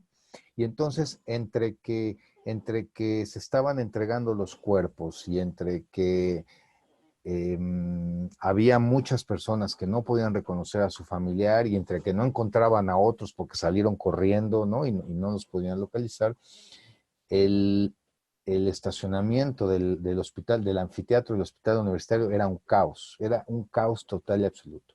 Y entonces, ¿qué tenemos que hacer? ¿Qué tiene que hacer el psicólogo cuando llega a ese lugar? El psicólogo cuando llega a ese lugar, el peor error que puede cometer es caer en la manía de ¿a quién ayudo? ¿A quién ayudo? ¿A quién atiendo? ¿A quién atiendo? ¿No? ¿Qué hago? No, esa es la peor tontería que uno puede hacer, porque lo único que está haciendo es caer en un estado de ansiedad y quemarse solo. Uno tiene que observar lo que está pasando, uno tiene que escuchar lo que está pasando, y ese mismo caos toma un ritmo, ¿no?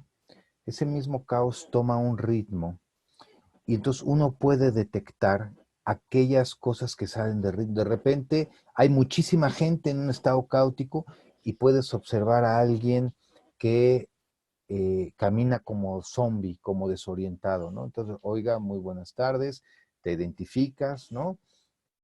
¿Lo puedo apoyar en algo? Ah, oiga, es que estoy buscando el baño, ¿no? Ah, mire, el baño, hay que saber dónde están los servicios. Ah, bueno, mire, el baño está por allá, ¿no? Ah, muchas gracias, ¿no? Ya, ¿no? Y ahora hay muchísima gente, ¿no? Ahí en el Casino Royal, cuando son eventos de este tipo, había entonces Procuraduría General de la República, estaban psicólogos de la Procuraduría General de la República, estaban comisiones psicólogos de Províctima, que ahora es la Comisión de Atención a Víctimas, estaba gente de la Procuraduría del Estado de Nuevo León, estaban psicólogos de la Universidad Autónoma de Nuevo León, o sea, había un gentío, había reporteros, ¿no? Bueno. Tienes que observar lo que está pasando. Por ejemplo, hubo un caso donde me tocó trabajar ahí en parejas, también muy importante, si se puede trabajar en parejas. Estábamos con una colega y había un señor verdaderamente cargado afectivamente porque le habían notificado que su hijo había fallecido y era su hijo mayor y le tenía un cariño muy especial, ¿no? Entonces, el primer impulso que se siente es acercarse, ¿no? A ver por qué el Señor se está desestructurando, pero de ahí viene la importancia de la observación. El Señor estaba rodeado de su familia. ¿Para qué me acerco, no? El Señor estaba cuidado y protegido por su familia. ¿Para qué me acerco? Pero sí había una gran carga emocional. Y entonces, de repente, el Señor dice, tengo sed, ¿no? Y todos entran en pánico porque ¿dónde hay? No, nosotros traíamos botellas de agua, porque hace muchísimo calor en Nuevo León, traíamos botellas. Entonces, simplemente, discretamente te acercas, ¿no? Y a una de los familiares o al Señor, le dices, mira, aquí hay una botella de agua, te voltean a ver, ah, muchas gracias, ¿no? Te retiras y ya, esa fue toda tu intervención. Pero esa intervención le permitió al grupo familiar recuperar la estructura, ¿no?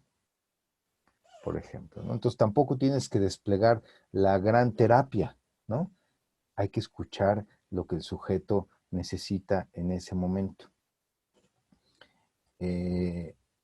Saber si la persona ya comió, ¿no?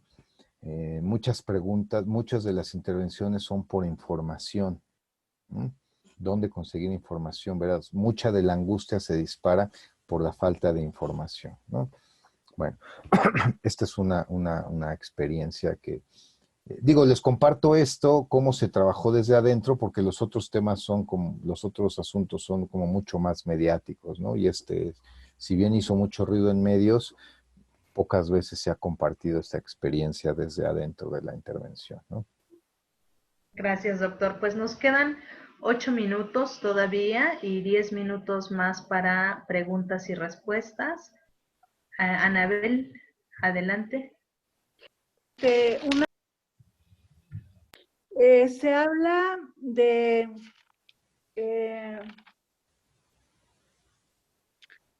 en lo que usted vivió y lo que usted constató por usted mismo. ¿De qué manera vio usted el tipo de violencia en los derechos humanos de las víctimas que hubo en ese lugar? Yo aquí traigo una pequeña confusión sobre lo que es una violencia de los derechos humanos y una violencia grave de los derechos humanos. Entonces, no sé si con el ejemplo y la vivencia que usted tuvo, pudiera a lo mejor aclararme un poquito esta parte y cómo fue violentada esas personas, porque considero que lo hubo, ¿no? Claro, mira, te voy a hacer una pregunta y ahorita te comparto. ¿Quién es el primero y último responsable de garantizar la estabilidad y el buen desarrollo de nuestra vida? Nosotros, No, en un contexto social, en un estado de derecho, el gobierno, el Estado, el Estado, ok. ¿no? El Estado, territorio, población y gobierno gobierno, el grupo en el poder que administra el Estado, ¿no? Bueno, el Estado. Entonces, por ejemplo, el Casino Royal constituye una violación de derechos humanos por omisión, porque el Estado no tuvo la capacidad de garantizar la seguridad de los ciudadanos. ¿Sí? Entonces, eso es lo primero, ¿no? Lo segundo es que aquí tenemos que diferenciar entre delito y violaciones a derechos humanos. Las violaciones a derechos humanos las cometen funcionarios públicos. Todas son graves, o sea, es grave la negligencia médica porque le cuesta la vida o le cuesta la salud a alguien. Es grave la tortura, es grave la desaparición. ¿Cuál es más grave que otra? No lo sé. Uno de los criterios para establecer la gravedad a nivel del Sistema Internacional de Derechos Humanos de las violaciones es la masividad que tienen las violaciones y el impacto a nivel general comunitario. Esto es el terrorismo de Estado, la desaparición forzada, la tortura, el desplazamiento por persecución, el desplazamiento por grupos paramilitares, ¿no? Es porque eso tiene un gran impacto en muchísima gente. Entonces, el Casino Royal es el ejemplo de cómo la delincuencia toma control sobre ciertos territorios y el Estado, por incapacidad, por complicidad, por negligencia, permite que ocurran esas cosas. Cómo el sistema de protección jurídica, cómo las instituciones de seguridad pierden eficacia, cómo la ley deja de cumplir su función y entonces pueden accionar los delincuentes. Por ejemplo, la narcopolítica. El caso Ayotzinapa de los 43 desaparecidos es el ejemplo más claro. Digo, ya puedo hablar de él porque ya es público. La recomendación de la Comisión Nacional está en línea y la pueden consultar. Es el más claro ejemplo de la narcopolítica y cómo las instancias de control político, por lo menos a nivel estatal, no hay evidencia o no se pudo encontrar evidencia de que hubiera complicidad de las instancias políticas a nivel federal, pero sí a nivel estatal, estaban articuladas para poder permitir el acceso al poder en el municipio de Iguala de un sujeto vinculado con grupos de política, ¿no? Y está descrito perfectamente en la recomendación de la Comisión Nacional, ¿no? Y entonces, bueno, si esto lo extrapolamos a distintos territorios y estados donde vivimos, pues podríamos reflexionar sobre cómo se ha ido construyendo la narcopolítica en nuestro país, ¿no? Ok, gracias.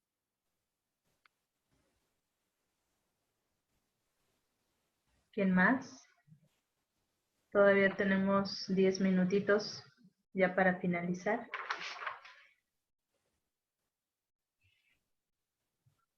Y las preguntas que se dejaron en el curso, ¿dónde están? Porque justo eran de este capítulo, ¿no? Que es la mirada psicosocial. Entonces,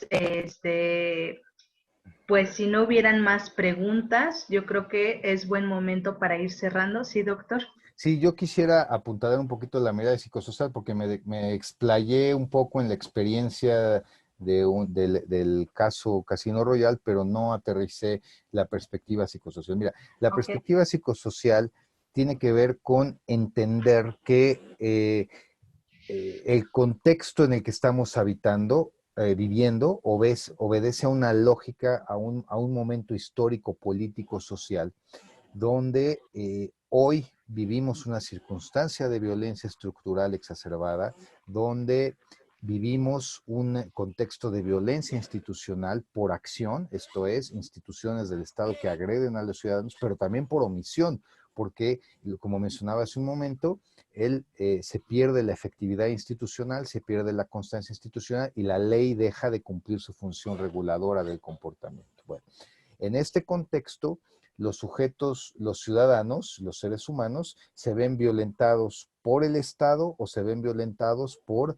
grupos ajenos al Estado o paramilitares o delincuenciales.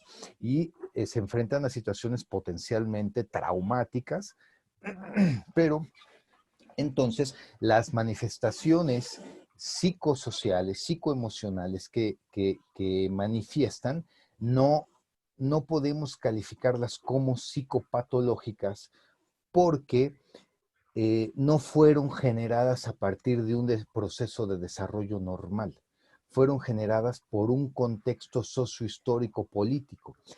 Y la forma de responder obedece a la predisposición que tiene el sujeto. Entonces, hay quien puede somatizar, hay quien puede, cuando se enfrenta a una situación potencialmente traumática, llamémosle tortura, llamémosle desaparición, ¿no? Hay quien se deprime, hay quien se suicida, hay quien se vuelve violentador, hay quien se recrudece su adicción, ¿no? Hay quien tiene síntomas psiquiátricos, hay quien tiene síntomas incluso psicóticos, hay quien tiene síntomas de ansiedad, ¿no? Lo que se podría calificar desde el paradigma biomédico como trastorno por estrés postraumático, pero no es pertinente psicopatologizar la reacción de la persona, porque, reitero, esta manifestación clínica no vino de su proceso de desarrollo normal, vino de un contexto anormal. Y entonces muchas de las reacciones clínicas que observemos pueden ser intentos de adaptación a esta anormalidad. Si nosotros nos aproximamos a estas manifestaciones desde la lógica clínica psicopatológica, lo que estamos haciendo es alienar al sujeto. Sí tenemos que manejar y entender las categorías clínicas para poder establecer intercomunicación institucional y profesional, pero no debemos de estigmatizar a el sobreviviente o al familiar con el que estamos trabajando, porque entonces estamos alienando su voz. Y una de las características de los procesos de violencia histórico-política es la opresión, la exclusión y quitarle la voz al sujeto.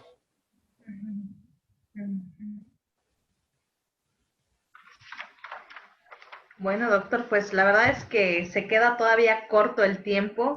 De esto creo que hay muchísimo más. Yo agradezco de antemano la participación de cada uno de ustedes, la presencia de ustedes, pues es el éxito de este seminario, de este curso, y los invito también a que vayan realizando las actividades, que no se vayan acumulando, sino que se vayan generando al día. Yo espero que no sea la última vez que tengamos un encuentro con usted, doctor. Claro. Y que en el próximo seminario quizá también nos pueda acompañar para seguir aportando entre los participantes. Pues gracias también por sus preguntas. Ahorita como que empezaba, creo yo, todo lo bueno, pero el tiempo ya estamos prácticamente, entonces no sé qué les parece, si podemos hacer también otras preguntitas y probablemente invitar al chat al doctor Besanilla para poder complementar. La siguiente actividad de este módulo 3 es que ustedes escriban sus conclusiones de este seminario y la lectura de la mirada psicosocial. También les dejé un videíto. Entonces, una vez que ustedes dejen las conclusiones, también pueden generar algunas preguntas y poder invitar al doctor Besanilla para que siga ampliando, que pues estos contenidos son de alguna manera tan complejos que en un seminario o en un módulo, pues nos vamos a quedar todavía, pues limitados. Entonces, quiero recordar que el 5 de abril a las 11:59 p.m. es el cierre de este módulo 3. Les invitaría entonces a que entreguen puntualmente sus tareas y sobre esas conclusiones haré también mi retroalimentación final de sus participaciones. Este seminario la verdad es que es muy complejo, se hablaron de 3 temas nada más y aún así estamos como, pues todavía, bueno, al menos yo me quedo con ganas de escuchar más. Sí me gustaría que siguiéramos la línea de las lecturas, las actividades. Ahorita viene lo teórico, pero más adelante ya viene la situación práctica, ¿no? Que realmente son los primeros auxilios psicológicos. Y también probablemente les podamos, no sé si se pueda compartir, doctor, algunas acciones como material gráfico que estamos realizando como Psicólogos Sin Fronteras sobre la brigada del COVID-19. Entonces tenemos nuestro Facebook, ahí lo hemos estado compartiendo, que es Psicólogos Sin Fronteras México. Y si no, también me estaré dando a la tarea de compartir algunas de esos materiales que tienen que ver justamente con los primeros auxilios.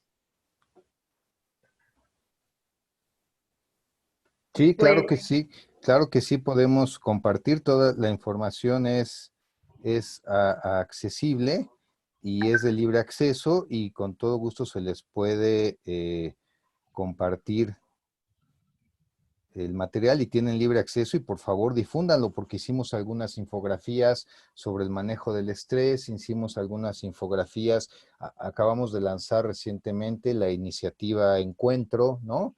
Para que no rompamos los vínculos con el exterior y podamos tener un acceso y una vinculación con personas que son cercanas, pero las no tan cercanas también y que pudieran necesitar una otra escucha por parte de otra persona. Está por salir la infografía de esto, pero en la página web de Psicólogos Sin Fronteras México pueden ya acceder a la iniciativa, ¿no?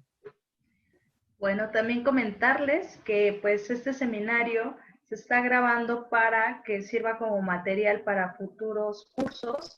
Este curso de introducción a la psicología de emergencias pues es la primera generación que ustedes pues hacen honor de este curso. Ojalá que sigan habiendo otras generaciones y estamos abiertos también a su retroalimentación, a lo que ustedes consideren que sea importante manejar. Anabel, ¿quieres participar? A ver, permíteme tantito. Algo se movió por aquí. Ya. ¿Ya quedó? Ya puede Doctor, hablar Anabel. sí, doctor, es una pregunta para usted. Sí. Se dice que la impunidad es un acontecimiento traumatogénico, ¿sí? ¿Por qué se dice que retraumatiza? Ok. Porque si yo fui víctima de un delito o de una violación a mis derechos humanos por parte de algún funcionario público, ¿quién esperaría yo que reivindicara mi daño y mi dolor? El Estado. La autoridad, ¿no? Y entonces, si la autoridad no cumple con su función, me coloca en una situación de ambigüedad. Una situación de ambigüedad donde la misma institución vuelve a violentar mi dignidad, vuelve a violentar mi integridad como ser humano al no cumplir con su función. Y entonces me quedo en un estado de desvalimiento. Lo revictimiza Uh-huh. y lo retraumatiza. Claro. Ahora, depende del nivel de revictimización, ¿no? No es lo mismo que simplemente, y no quiero quitar el nivel o sea, no hay mayor o menor daño, ¿no? Pero no es lo mismo ir a presentar una denuncia, estar 6 horas, 8 horas y que no me presenten la denuncia y regresarme a mi casa todo frustrado, a que se burlen de mí, me criminalicen, ¿no? E incluso me quieran levantar cargos, por ejemplo, ¿no? O sea, dependiendo de las acciones o inacciones de la autoridad, es el nivel de daño, ¿no? Una última pregunta, ¿se puede? ¿Sí?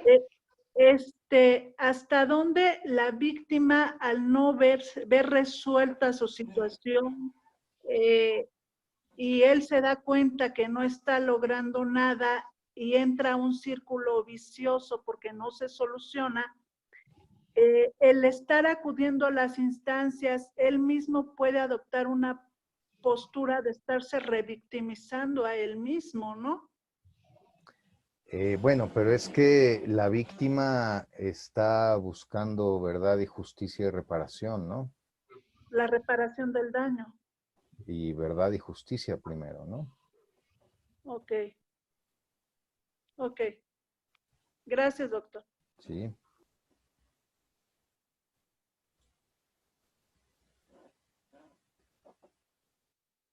Bueno, listo.